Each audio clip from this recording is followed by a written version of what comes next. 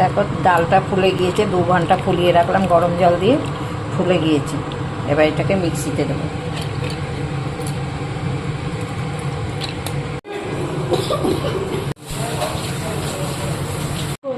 দেখো ডালটা পেশা হয়ে গিয়েছে।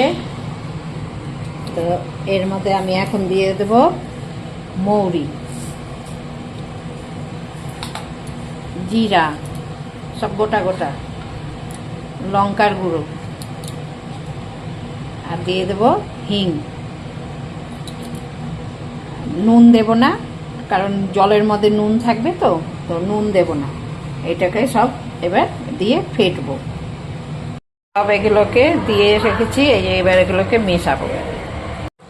এই দেখো এরকম করে সব মশলা দিয়ে ফেটাতে হচ্ছে। যত ফেটাবে তত হালকা হবে দই বড়াটা। আর হাত ব্যথা হয়ে গেল ফেটাতে ফেটাতে। দেখো এবার দেখবো ফেটা হয়েছে কিনা। একটা বাসনে জল নেব। এই দেখো আবার দেখবো। এবার তো মনে হচ্ছে হয়ে গেছে, দেখি।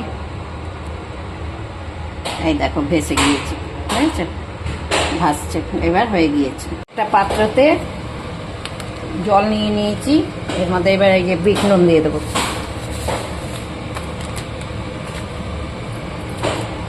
তো তেল গরম হয়ে গিয়েছে, এই যে তেলের মধ্যে ছেড়ে দিলাম বড়া।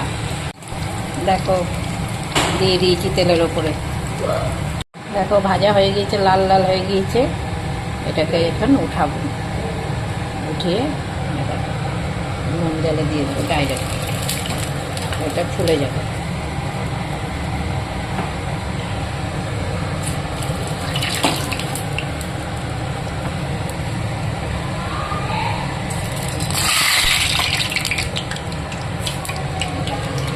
নুন জলে দিয়ে দিলাম, এটাকে ওটা ফুলে যাবে। দেখো ভাজা হয়ে গিয়েছে, এটা এবার ফুলবে জলে, নুন জলে। দেখো আমাদের দই বড়া রেডি হয়ে গিয়েছে।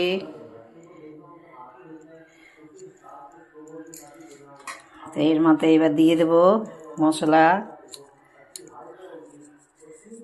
ওপর থেকে।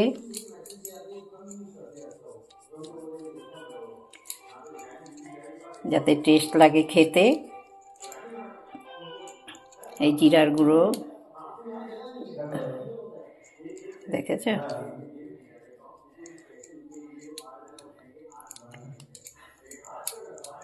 জিরার গুঁড়ো দিয়ে দিলাম।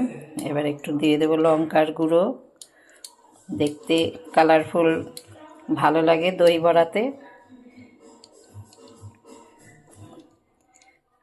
হয়ে গেল।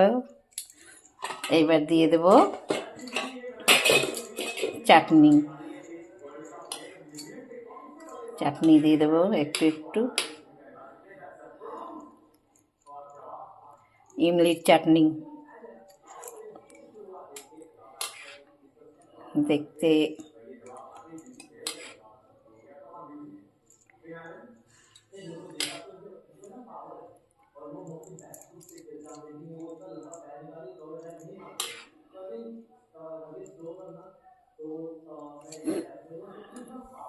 তো দেখো আমার দই বড়া রেডি হয়ে গিয়েছে।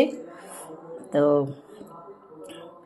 কেমন লাগছে একটু কমেন্ট করো, ঠিক আছে?